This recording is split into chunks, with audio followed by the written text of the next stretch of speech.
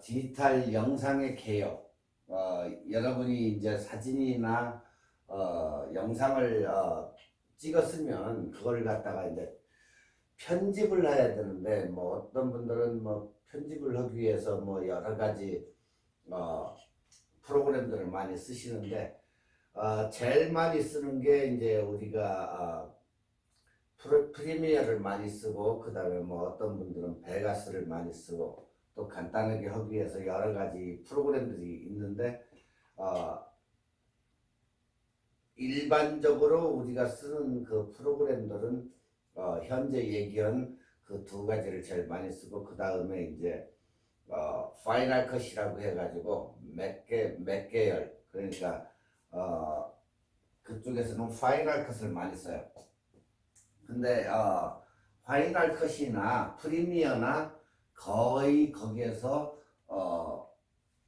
프로그램들이 거의 스피하다, 그렇게 우리가 보는데, 일단은 우리가 이제 어떻게 찍을 것이며 어떻게 그 주제를 다룰 것인지에 대해서 일단 한 번은 생각해 보고, 그 영상을 잘 담아서 프레임 컷을 해가지고 얼마나 편집을 하느냐에 따라 가지고 여러분이 프로페셔널하게 편집을 할 것인지, 아니면 그냥 뭐 대충 만들어 가지고 할 것인지, 그건 여러분이 이제 선택을 하는 거기 때문에, 어떻게 편집 시에 우리가 이제 기법을 할 것이며, 또한 어떻게 그것을 갖다가 지켜야 할 규칙이 있는지 일단 알아보고, 그리고 뭐가 준비가 돼 가지고 어떻게 영상을 찍는지, 그거에 대해서 한번 알아보고 넘어가겠습니다. 자, 일단은 영상의 편집 미학인데, 이 우리가 보통 일반적으로 편집 기법이라고 하죠. 편집 기법. 편집 시 보통 일반적으로 지켜야 할 규칙이 있는데, 첫 번째가 시선의 일치예요. 시선의 일치. 그 다음에가 30도 법칙이라는 게 있는데, 자, 일단은 첫 번째로 시선의 일치라는 게 뭐냐.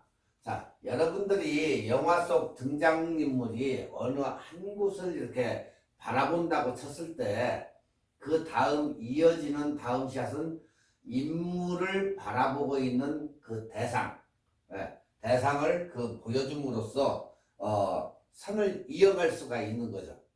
자, 여러분들이 뭐 드라마나 이런 것을 보시면 대충은 그것을 갖다가 알 수가 있을 거예요. 자, 보는 사람과 보이는 대상을 연결하여 영화적 공간의 연속성을 확보를 하는 방법이다. 네. 그러니까 리듬을 끊기지 않게 그 보는 사람의 시선과, 또한 그 상대편이 보고 있는 것을 일직선 수직으로 해가지고 그 연속성을 확보를 해야 된다, 그 얘기예요, 이게. 자, 하나의 샷에서 인물이 오른쪽을 바라보고 있다면, 연속되는 그 다음의 샷은 인물은 왼쪽을 바라봐야, 그렇게 돼야만이 관객들이 그들이 서로 대화를 한다, 이렇게 인식을 하게 되기 때문에 여러분들이 그걸 염두에 둬요. 똑같이 여러분들이 지금 A라는 사람이 B라는 사람한테 이렇게 앉아가지고 대화를 하는데, 여러분이 B를 찍던 A를 찍던 일단 샷을 잡았으면, 그 다음 카메라가 B를 갖다가 잡아가지고 이걸 연결을 해주면 A와 B가 왔다 갔다 하면서 서로가 그 대화의 그 리듬이 깨지지 않게, 그렇게 시선의 일치가 돼야 된다.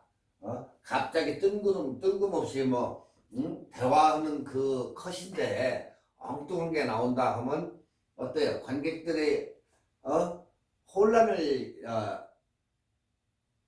받겠죠. 그렇기 때문에 항상 시선의 일치 속에서 이게 이루어져야 된다.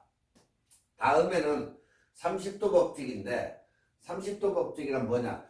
동일한 피사체를 대상으로 첫 번째에 샷을 찍고 그 다음 두 번째 샷을 찍을 때는 카메라 위치를 최소한 30도 정도의 그 각도를 갖다가 우리가 옮겨서 그러니까 30도 뭐 아래쪽으로보다도 30도 이상 쪽으로 해서 옮겨서 그 컷을 찍어야 된다. 그래서 30도 법칙을 주는 거예요. 자, 그러면 우리가 A 카메라에서 지금 앞으로 해서 이렇게 해서 찍었다. 그러면 30도를 옮겨가지고 그 다음 컷을 연결을 시켜줘야만이 된다. 그 얘기예요. 그래서 항상 우리가 30도 법칙을 지켜야 된다. 자, 그 다음에 배경화면을 가지고 이제 얘기하는데, 배경화면은 적당하게 바꿔서 컷이 끊어진다는 느낌이 없이 자연스럽게 찍어야 된다. 예. 만에 하나 여기에서 30도를 벗어나지 않은 상태로 찍혔다. 그렇게 되면 자연스러운 편집이 되지 않고 점프 컷이 될 수가 있기 때문에 항상 우리가 30도의 그 범위를 지나치지 않으면 안 된다. 그래서 우리가 항상 얘기하는 30도 법칙이 있어야 된다. 자, 여기서 주의할 점이 어떤 분들은 30도를 넘어서 편집이 되었다 하더라도 똑같은 사이즈 연결은 역시 부자연스럽게 느껴지더라. 그래서 똑같은 사이즈의 그것을 갖다가 두지 말고 줌으로 한다든가 아니면 뒤로 나가가지고 이렇게 자연스럽게 찍어야지 똑같은 사이즈의 컷이 좀 왔다 갔다 하면은 조금 그렇더라. 자, 일단은 첫 번째 컷의 사이즈가 우리가 마스트 컷이었다면 다음 컷은 좀 넓게 풀샷으로 찍어주면 된다. 그 얘기예요. 네? 자, 풀샷이나 더 작은 사이즈의 클로즈업 정도의 변화를 이렇게 주니까 조금 우리가 자연스러움을 느끼게 되더라. 그러니까 여러분들이 처음에 상반신을 이렇게 찍었으면 그 다음에는 전체를 잡아주던가 아니면은 사람을 좀 작게 해가지고 클로즈업 정도로 해가지고 이렇게 장면을 변화를 시켜주니까 자연스럽더라. 그 얘기예요, 이게. 네. 자, 다음으로는 영상의 특징. 영상의 특징은, 자, 영상을 우리가 얘기하면은 뭐예요? 영상은 프레임을 갖다가 여러 개를 붙여가지고 만들어서 영상이 움직이는 그런 그림이다. 확대를 시켜가지고 우리가 볼 수 있는 그런 그림이다. 자, 영상은 또 하나, 영상은 연결성을 발생을 시킨다. 그러니까 여러분들이 사진을 찍었을 때는 각자의 그냥 한 장의 프레임을 갖다가 사진을 찍어서 보겠지만 이 영상은 한 프레임을 갖다가 여러 장을 찍어가지고 그것을 한꺼번에 돌리면 사람이 움직이게 되는 그런 영상. 자, 영상은 그래서 영상의 연결성을 발생을 시킨다. 연결을 해준다. 그 다음에 연결되지 않은 영상을 연결하는 그 소리. 네 번째로 컷이 쌓여가면서 작품이 되더라, 이게. 그러니까 그 다음에는 영상의 다이나미즘을 구성하는 이 요소인데, 자, 스피드감과 화상의 질감. 화상 요즘 질감이 나쁘면 누가 쳐다보겠어요? 그리고 길이, 시간의 길이죠, 길이. 그러니까 스피드와 화상의 질감, 그 다음에 길이. 이것을 따라가서 보면 스피드감 같은 경우는 시각 인상의 완급, 그 다음에 화상의 질감은 시각 인상의 강약. 그 다음에 길이는 인상의 완급을 이렇게 해가지고 세 개가 똑같이 이렇게 모이니까 영상의 뭐예요? 의의성이 발생이 되더라. 여기에서 영상의 의의성이 발생을 한다. 자, 움직이지 않는 사진과 같은 그런 컷이라도 길이가 있다. 우리가 영상을 사진을 편집할 때 보통 5초씩을 주죠. 사진 한 컷당 5초 정도를 주고 보통적으로 그걸 연결을 시켜서 이제 편집을 하는데, 그렇게 움직이지 않는 사진 컷도 길이가 있다. 자, 우리가 이제 도매 그림이라고 하는 정지 화면의 그런 영상을 얘기하는데, 도매그램이라는 것은 도매그램을 영상적으로 하기 위한 기법이다. 그러니까 좌우의 상하, 그러니까 상하의 감각을 말하면 위에 보이는 것은 크고 상위의 것으로도 느낄 수가 있더라. 그 얘기예요. 자, 디지털 영상의 개요 중에서 이제 영상미학이라고 하는데, 우리가 자꾸 샷의 구성 요소, 피사체의 상대적 크기에 따른 구분이에요. 자, 우리가 엑스트림 롱샷이라고 하는데, 그걸 이제 ELS라고 이제 그렇게 이제 칭하는데, 흔히 그걸 갖다가 설정샷 아니면 파노라마 샷이라고 그래. 그러니까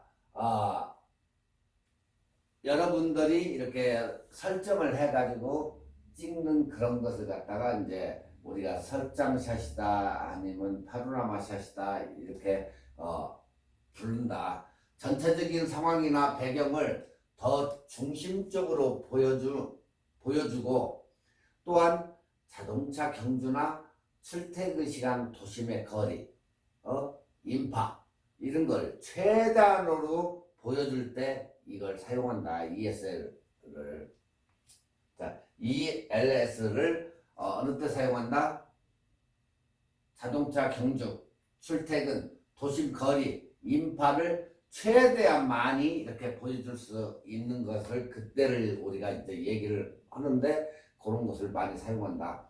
자, 그 다음에 롱샷을 갖다가 LS샷이라고 이렇게 얘기하는데, 피사체를 이렇게 멀리에서 촬영한 원경샷, 근경이 아니고 원경샷, 사물의 구체적인 설명이나 피사체끼리의 관계, 시간, 장소, 그리고 위치 등의 전제와 그 연관성을 전달할 때 그때 롱샷을 쓴다.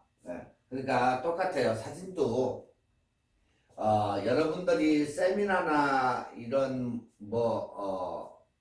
무슨 기타 관공서에서 무슨 뭘 한다, 행사를 한다 할 때는 어때요? 줌 해가지고 그것을 갖다 찍었을 때는 상장을 주고 뭘 하고 할 때에 그런 것을 갖다가 줌으로 당겨가지고 카메라로 담았을 때는 그게 뭘 상을 주기는 주는데 뭘 하는지 조차를 몰라요. 졸업 가운을 입고 박사 모자를 쓰고 아니면 석사 모자를 쓰고 졸업식을 할 때는 이게 졸업식이구나 하고 느끼는데, 일반적으로 행해지는 그런 데 가가지고 일반 카메라로 해서 찍었을 때에는 그 행위 자체만 보면 상을 받기는 받는데 뭔 상을 받는지 그걸 모르는 거예요. 그때 우리가 농샷으로 해서 찍어버리면 어때요? 그 전체의 배경화면이나 많은 사람이나 이런 게 있기 때문에 여러분들이 이게 위에 이제 배너도 걸려 있고 하겠지. 그러면 거기 읽어보면 아 노드랜드에 오늘 졸업식이구나 아니면 뭐 오늘 무슨 최면 세미나구나 아니면 뭐 딴 거구나 하고 느낄 수가 있는데 이렇게 줌으로 해서 찍어가지고 사진을 놔뒀을 때에는 절대 거기가 어딘지 어느 해변인지 어느 세미나 장소인지 절대 구별을 못한다. 예, 그냥 사진일 뿐이지. 바로 그래서 그 피사체끼리의 관계나 또 시간, 장소 이런 것을 위치나 이런 것을 알려줄 때는 줌을 하지 말고 그냥 롱샷으로 멀리 피사체를 멀리 해가지고 전체적으로 잡아주는 게 좋다. 우리가 그걸 갖다가 그냥 여기서는 롱샷이라고 해야 된다. LS. 자, 그 다음에 MS라고 그러는데 우리가 보통 말 그대로 미디움샷이에요. 미디움샷. 자, 인물의 상반신을 촬영한 샷이다. 자, 이것은 그 피사체의 몸짓이나 표정이나 움직임 등을 우리가 파악을 할 수 있고 기본적으로 투샷을 잡을 때 적합한 사이즈다. 자, 투샷 아까 얘기했듯이 투샷이라 하면 이야기 상대가 있을 때에 보통적으로 왔다 갔다 할 때 잡는 그런 사이즈다. 예. 자, 영상 편집 미학에서 편집의 목적과 방법인데 편집은 뭐예요? 촬영한 영상과 음향을 이용해서 정해진 내용에 따라서 필요 없는 부분을 커팅해서 삭제하기도 하고 또한 필요에 따라서 순서 배열을 갖다가 다르게 해서 우리가 새로운 영상물을 직접 만들어 나가는 게 편집의 목적이다. 뭐 악의적인 편집도 있고 뭐 천사 같은 편집도 있겠지만 일단은 기본적인 것은 촬영을 해서 그 영상을 음악을 깔고 정해진 순서 여러분의 이제 그 대본에 따라 가지고 가는 그런 저것도 있겠지만은 그 순서 자기가 상상했던 그 순서대로 이쪽에다 놓고 저쪽에다 해놓고 필요 없는 부분을 잘라내고 할 수 있는 게 바로 그런 작업이 편집이다. 자, 그러면 편집의 기본 목적은 뭘까? 자, 샷과 샷을 아주 자연스럽고 부드럽게 그리고 샷과 샷을 그렇게 부드럽게 연결을 해서 보는 관객으로 하여금 편집의 흔적을 눈치를 채지 못하게 함으로써 영화적인 우리의 그 샷을 환상적으로 볼 수 있게 해주는 게 기본 목적이다. 네. 당연하겠죠. 부드럽게 편집을 해가지고 부드럽게 봤을 때에는 그냥 물 흘러가듯이 이렇게 보지만 갑자기 이게 막 들쑥날쑥해지면 보는 사람으로서도 굉장히 불안감이나 아니면 딴 게 조성이 되겠죠. 그래서 항상 편집의 흔적을 넣지 않채게 하나의 영상물을 갖다가 그 소비자가 보고 싶을 때에 꾸준하게 이렇게 조용히 물 흐름과 같이 이렇게 볼 수 있는 그러한 영상을 만들어서 영화를 제공하는 그런 것을 갖다가 우리의 편집의 기본 목표가 거기에 있다. 자, 그 다음은 편집의 이제 방법인데 여러분들이 촬영한 장면들을 일단은 보고 검토를 해요. 네. 자, 어떻게 찍을 것인가, 뭘 어떻게 할 것인가 그 검토를 한 다음에 촬영에 들어간다. 자, 전체 프로그램의 각 장면들을 어떻게 배치할 것인가, 그것을 빨리 이해를 하고 장면들의 순서를 정하는 게 첫 번째다. 네. 그리고 두 번째는 최종적인 편집 단계에서 사용할 샷들을 선택하고 결정을 해야 된다. 그 얘기예요. 네. 넘버 3, 편집 콘티를 작성을 해야 된다. 그 편집 콘티가 없으면 어떻게 돼? 막 주죽박죽 돼버리겠지. 그러니까 그 콘티를 어떻게 해서 어떻게 찍을 것인지 그 콘티를 작성을 해가지고 그 다음에는 각 장면들이 원활하게 부드럽게 연결될 수 있도록 연기자의 움직임과 흐름을 잘 분석을 해서 의미 있는 샷들로 의미가 없는 샷은 뭘 하고 그걸 편집해 쓰겠어. 의미 있는 샷들로 그 하나의 장면을 연결을 하고 구축을 해야 된다. 그게 우리가 생각하는 편집의 방법이다, 이게. 네. 아시겠죠? 자, 그 다음은 우리가 이제 설정샷, 그리고 재설정샷, 샷의 크기, 예? 크기와 또 샷의 길이가 있는데 그거에 대한 이제 기법인데 이것을 알아보자고요. 자, 새로운 장면이 시작되기 전에 롱샷, 그 다음에 풀샷, 그 이야기의 배경이 되는 장소를 전경으로 보여준다. 자, 두 사람이 얘기하는데 그 전경이 뭐 어디 시골에 뭐 과수원이다 아니다 뭐 이런 데 가가지고 앉아가지고 얘기할 때 일단은 그 과수원 전경을 갖다가 쫙 이렇게 보여준 다음에 그 예전에 봤던 전원일기 같은 거, 전원일기도 시작할 때 딱 농촌을 보여주고 그 다음에 일용인의 집으로 가던 회장집으로 가던 이렇게 보여주잖아요. 그런 식으로 그 이야기를 농샷이 됐든 풀샷이 됐든 쫙 한번 잡아가지고, 그러니까 뭐라고 주제적 그 주제, 전원일기의 주제가 되는 것을 첫 번째 농촌 풍경을 싹 잡아주고 그러고 시작이 되는 그런 얘기예요, 이게.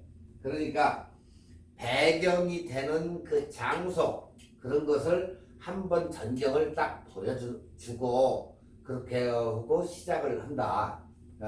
영화에 사건이 발생되는 주된 공간, 그리고 기본적인 인물 배치, 그리고 그것을 갖다가 관객들에게 전달해줘야 된다.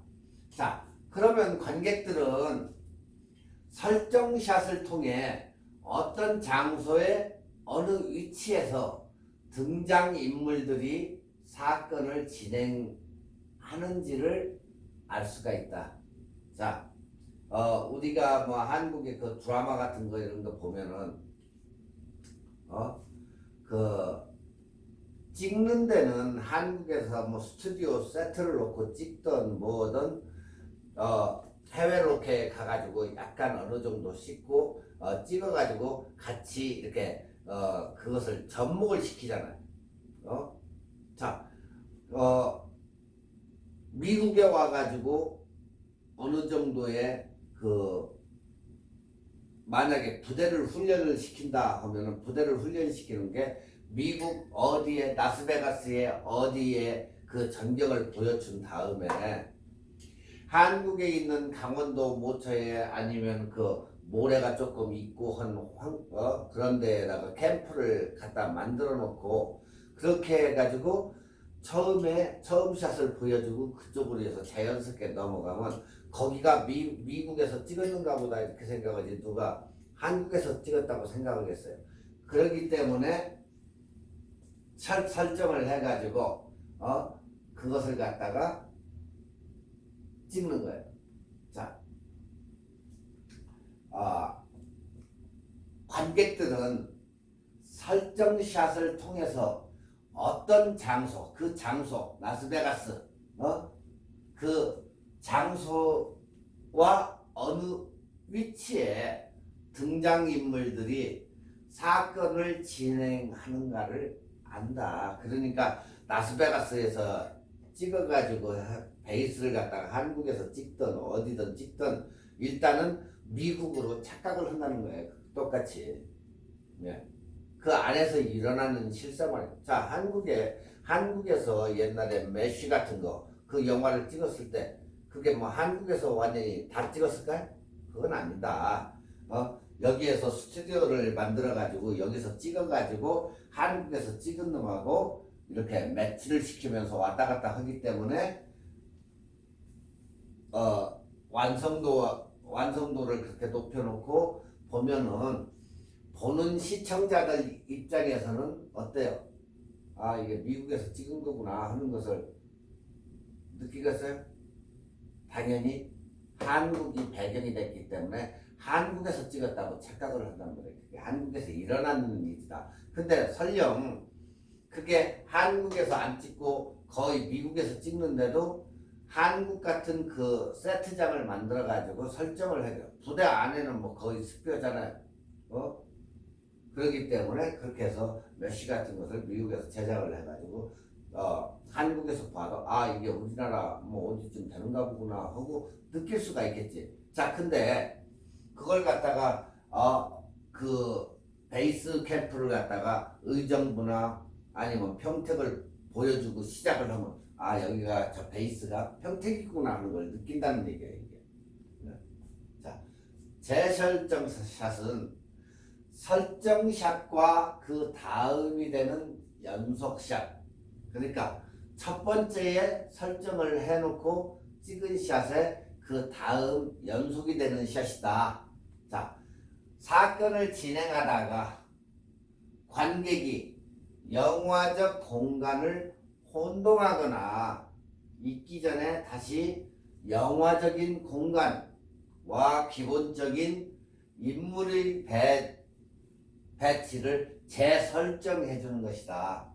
자, 그 다음에는 샷의 크기, 그러니까 크기 사이즈와 샷의 길이를 이용한 편집 기법. 자, 그러니까 영상의 극적 리듬과 템포를 조절하는 가장 기본적인 방법이다, 이게. 자, 샷의 크기를 점차 클로즈업으로 이동한다면 어때요?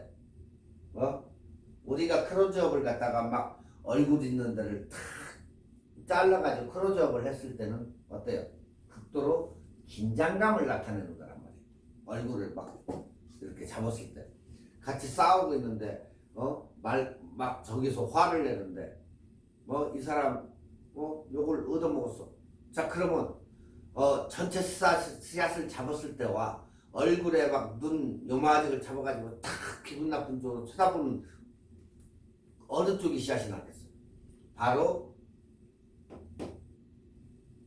모든 사람이 생각할 때 클로즈업을 시켰을 때는 굉장히 극도로 긴장감을 나타낼 때 드라마 뭐 여명의 눈동자나 뭐 이런 것을 찍었을 때도 보면 아주 뭐 누구를 죽여야 된다든가 뭐 할 때 긴장감을 나타낼 때는 바로 어떤가 굉장히 클로즈업을 해가지고 눈 부위를 갖다가 딱 찍는다.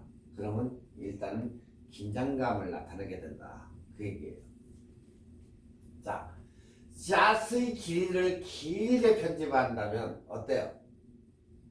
평화롭고 한가한 분위기가 나겠지.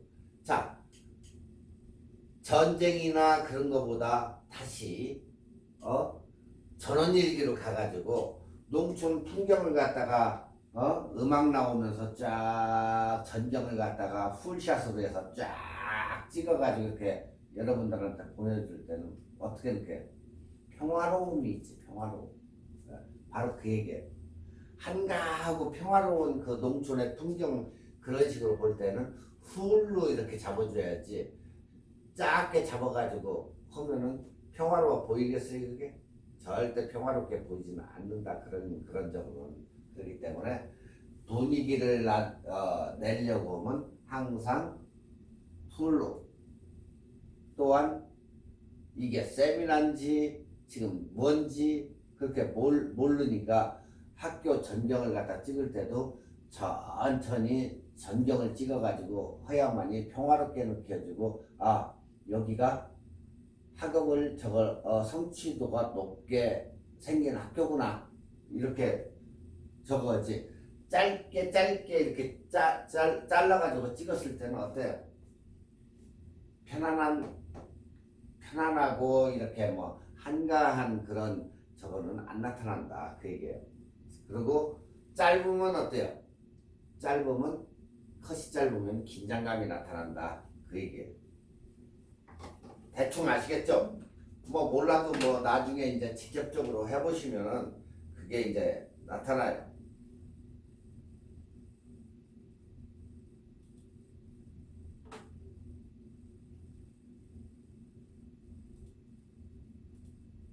자, 이번 시간에는 그래서 이제 편집의 미학을 대충은 이제 어떻다는 것을 여러분들이 알으셨는데, 자, 이번에는 우리가 영상을 만들기 위해서 꼭 기본적으로 필요한 게 있어요.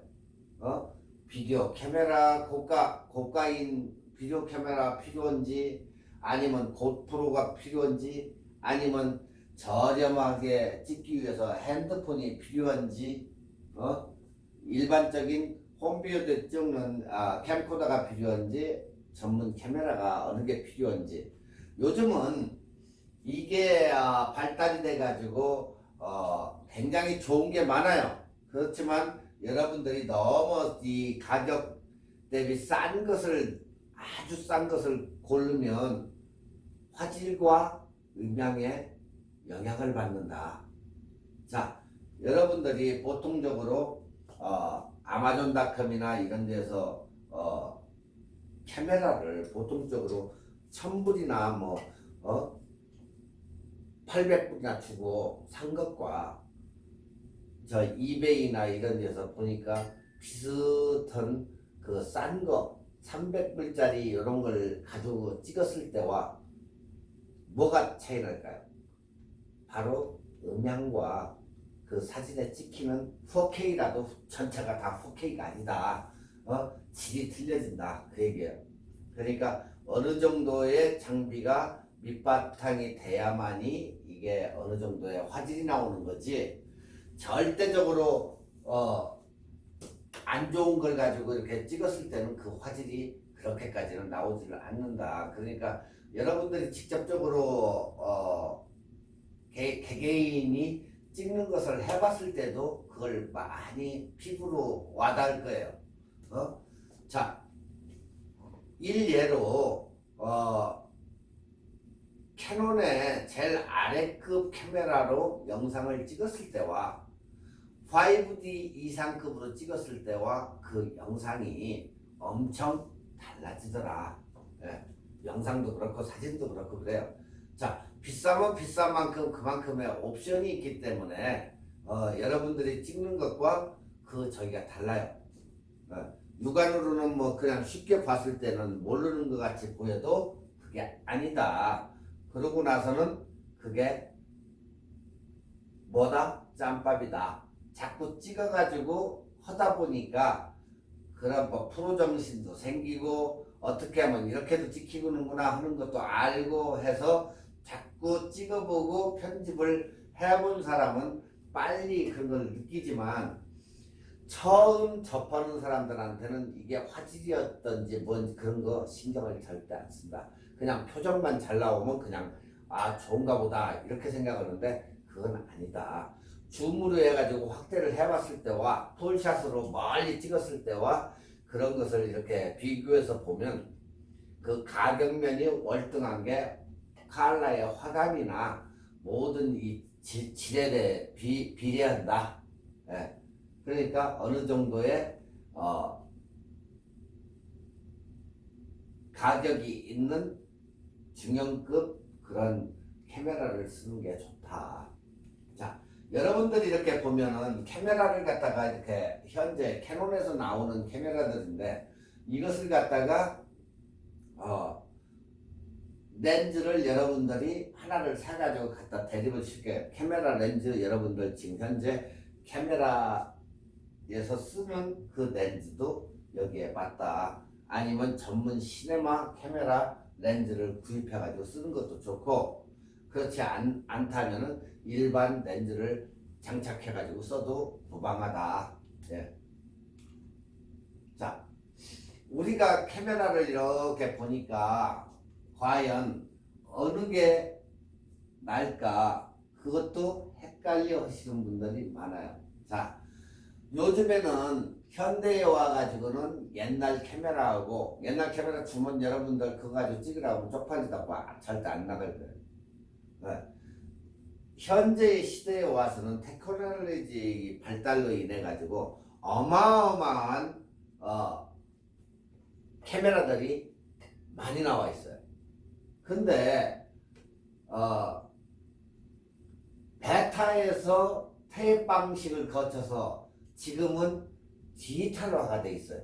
이 카메라가 예전에 보면은 베타 방식 테이프를 집어 넣어 가지고 거기다 레코딩을 해서 다시 그 카메라를 가져가서 줄을 늘려서 편집 저거로 해서 보내가지고 거기에서 자르고 커팅하고 이렇게 이제 했는데, 그 다음에 비디오가 없어지고 이 디지털화가 되다 보니까 요즘은 뭐예요?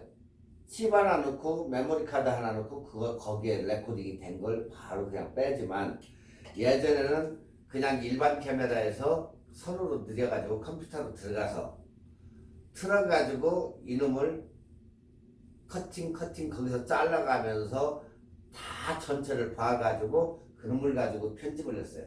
지금은 어마어마하게 좋은 디지털화가 돼가지고 칩만 그냥 간단하게 가져가가지고 딱딱딱딱 자르든지 뭐 붙이든지 하면 굉장히 쉽다. 자, 우리가 얘기하는 카메라에서도 그렇지만 카메라가 과연 비싼 게 좋을까? 아니면 싼 게 좋을까? 내 개인적인 생각에는 비싼 것이 좋다. 네. 절대 싼 것은 비지떡이다 이렇게 보는 사람이에요, 저는. 자, 근데 아무리 비싸고 뭐하다해도 사용 목적에 맞지 않는 그런 고급 카메라를 가져가서 찍는다고 하면 그게 맞겠어요? 여러분들이나 나나 여행을 간다, 이런 게 필요가 할까? 여기에서 가정용 카메라나 고프로 아니면 핸드폰, 이게 낫겠지. 여행을 가면 번거로우니까. 그런데 이런 거 큰 거 이런 거 좋은 거 가져가가지고 여행 가가지고 그거 찍는다? 어디 뭐 지금 영화 만들 일 있어요? 그렇지는 않잖아요. 이렇게 핸드폰 영상이나 고프로 같은 걸 하나 들고 다니면서 찍는다든가, 아니면 홈비디오 같은 걸 가지고 이렇게 찍는다. 홈비디오도 요즘은 HD가 아닌 4K 뭐 이런 식으로 나오니까 저런 걸 하나 사가지고 찍을 수가 있다. 자, 여행이나 관광을 갖대 우리는 절대 3만 불 이상대 아니면 10,000불 이상대 그런 카메라를 가져가서 영상을 찍을 수는 없다. 그래서 여행 시에는 좋은 카메라는 될 수 있으면 부담이 안 가는 소형 카메라가 제격이다. 그 얘기예요. 자, 캐논의 대표적인 캐논의 EOS 카메라 같은 경우는 동영상을 목적으로 한 카메라가 아니고 사진을 목적으로, 전 시간에 여러분이 배웠던 사진을 목적으로 한 EOS 카메라들이다. 그건 자, 이것을 동영상 기술이 파나소닉의 GH4나 소니의 알파 시리즈 6300보다 떨어집니다. 그래서 결국은 캐논의 5D 마크 3 요즘 나오는 마크 4 해가지고 3,400불보다 소니의 100만원대 동영상 찍기가 써보니까 좋더라. 이제 후기가 올라오겠죠. 써본 사람들이 이거 3,000불짜리 이런 거보다도 1,000불짜리 500불짜리 소니 거 이거 사도 굉장히 무방하게 잘 찍히더라. 자, 돈에 비해서 가성비가 좋다. 이제 그 얘기예요, 이건. 자, 그런데 찍는 것을 여러분이 만약 비디오를 고르라고 치면 찍는 것을 염두에 두었다면 일단 비디오 기능이 우선인 것을 고르는 게 좋다. 자, 내가 사진을 찍는다고 하면 비디오에 중점을 안 둬요. 저 같은 경우도 카메라로 거의 비디오를 안 찍어요. 비디오 카메라로 찍지. 이런 비디오 카메라 찍지. 카메라 가지고는 거의 안 찍는데 5D급으로 해가지고 영상을 찍어가지고 다큐멘터리 이런 데 보면 5D로 거의 많이 찍어요. 세계는 뭐 지금 뭐 어쩌고 하는 프로그램들도 가만히 보면 그 영상이 일반 카메라로 찍기도 하지만 보통 카메라 5D로 많이 찍는다. 5D로 가가지고 세계 곳곳을 누비면서 그 카메라 가지고 이렇게 찍는 그런 경우가 많다. 예전에는 뭐 방송국이나 이런 데에서는 막 큰 베타 카메라 이렇게 메고 다녔지 예전에. 요즘은 디지털 카메라를 메고 다니지만. 자, 좌측에 있는 시네마 카메라 C300 마크 2인데 저게 얼마일 것 같아요? 얼마다? 9,000 만불에 만불 이거 하나에 만불씩. 그렇지만 최고의 영상과 최고의 화질을 자랑한다. 따라갈 저희가 없다. 광고에 등장하는 연예인들이나 이런 사람을 보지 말고 카메라를 쳐다봐라. 카메라를. 그리고 카메라의 스펙. 이제 그 카메라를 보면 스펙에 대해서 이제 얘기를 하는데 그 듣는 것을 또 보지 말고 매뉴얼 아니면은 웹사이트에서 체크업을 해가지고 한 번 써 봐주면 이게 무슨 특색이 있으며 화감은 어떻고 이런 게 다 나온다 거기에. 그래서 우리가 흔히 사용하는 핸드폰의 영상 기능을 한 번씩 생각을 해보자. 핸드폰. 자, 최근에 나오는 우리가 아주 누구나가 가지고 애용하는 삼성 핸드폰 디바이스를 우리가 우습게 보지 말자. 삼성도 저렇게 좋은 카메라만큼 굉장히 잘 찍히더라. 찍어보니까 어때요? 돈은 또 싸겠지. 들을 이유가 없으니까. 자, 그래서 우리가 요즘 새로 개발되어 나오는 핸드폰도 빛의 광량만 있으면 잘 선택하고 흔들리지 않게만 찍었을 때에는 아주 프로다운 그런 영상이 연출되더라. 그 얘기예요. 자, 지금 여기 A라는 이 영상인데 여러분들이 이 영상을 한번 체크해서 본다고 치면 한번 봐봅시다.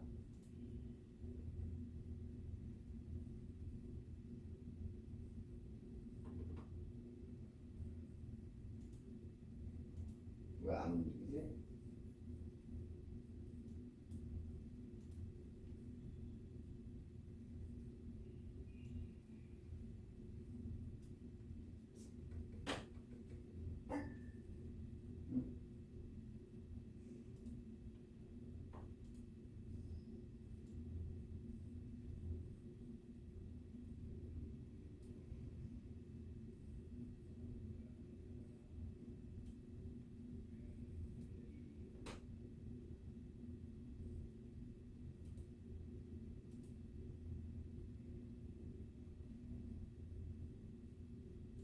출시된 영상 2개 중 하나는 삼성 갤럭시 노트 4이고 나머지 하나는 렌즈와 바디를 합쳐 200만 원 정도 되는 미러리스 카메라로 촬영한 영상입니다.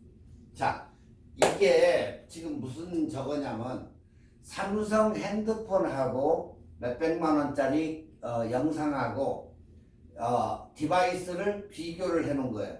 자, 이 디바이스하고 삼성 핸드폰하고 어느 게 훨씬 난지 여러분들이 한번 보시고 판단을 해봐요. A, B 고르셨나요? 정답은 B가 핸드폰으로 찍은 영상이죠. 자, A, B 지금 왔다 갔다 하는데 보시는 영상 두개 한번 체크 한번 해봐요. A, B.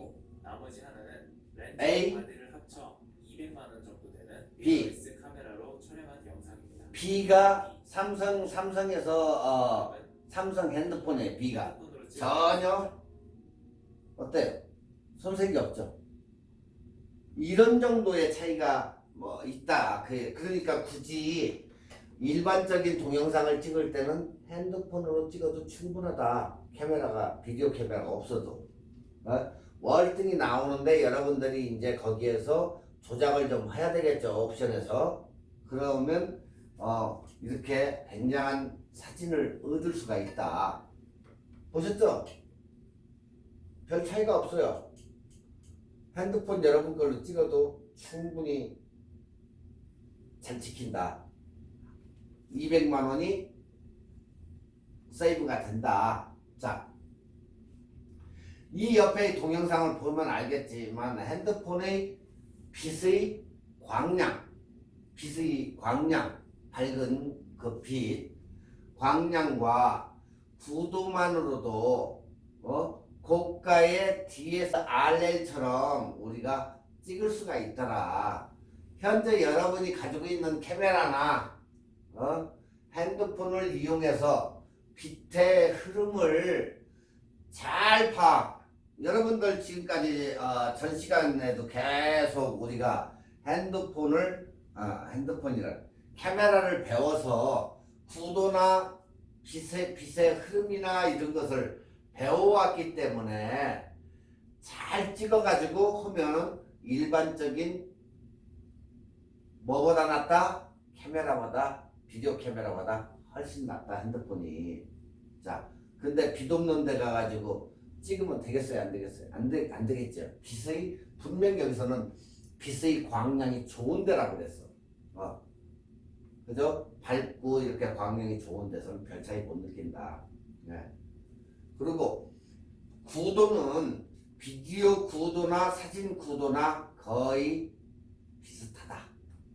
똑같다고 보면 돼. 똑같다고 보면 되는데 그것을 착각하지 마십시오. 사진하고 영상 구도는 거의 똑같습니다. 자, 그런 후에 자기에 맞는 카메라를 선택하는 게 좋다. 너무 폼생폼사로 살지 않는 이상은 굳이 그렇게 좋은 카메라로 뭐 전문 영상인도 아니고 일반 저거일 때는 아마추어 유저일 때는 그냥 핸드폰으로 쓰는 게 좋지 처음부터 무리하게 그 비용을 감당할 필요는 없더라. 예. 여러분들이 그냥 월남국수집 가던 아니면 좋은 스타벅스를 가던 했을 때 영상을 갖다가 커피에서 김이 무럭무럭 나는데 영상을 갖다가 천천히 움직여가면서 한번 찍어보시면 그리고 집에 비디오 카메라가 있으면 한 번씩 비교를 해보면 전혀 핸드폰이 손색이 없다는 걸 알게 된다. 여러분도 그렇기 때문에 여기에서 굳이 돈을 들여가면서 좋은 그런 카메라를 살 이유는 없더라. 그러면 돈이 굳겠죠.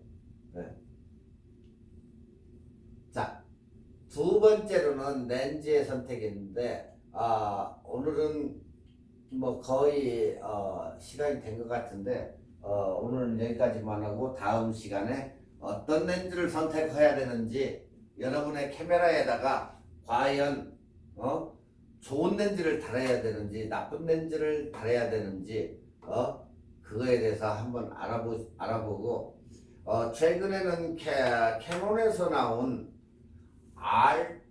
R5라는 그런 카메라가 있어요. 그것은 R5라는 카메라는 사진에 특화된 그런 사진이 아니고 비디오에 특화된 그런 카메라예요. 그렇기 때문에 가격은 제가 지금은 모르겠지만 아마 내가 볼 때는 5D보다는 그게 낫지 않을까. 가격면도 아마 5D보다는 쌀 거예요, 그게.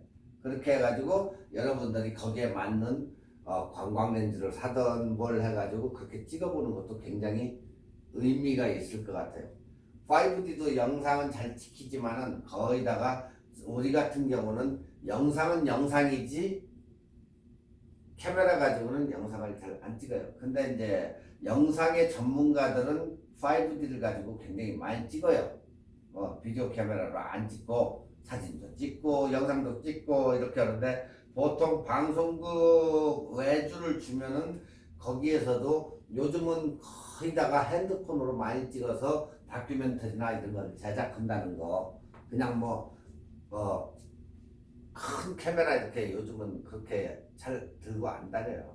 그렇기 때문에 찍는 사람 주변에서 이렇게 본다든가 하면 거의다가 그런 식으로 찍기 때문에 큰 카메라는 거의 이제 앞으로는 없어지면 없어졌지 그냥 놔둘 저거는 아니에요.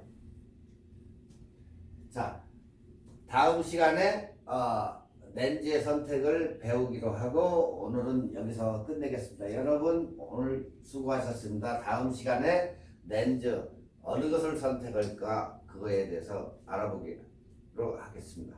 감사합니다.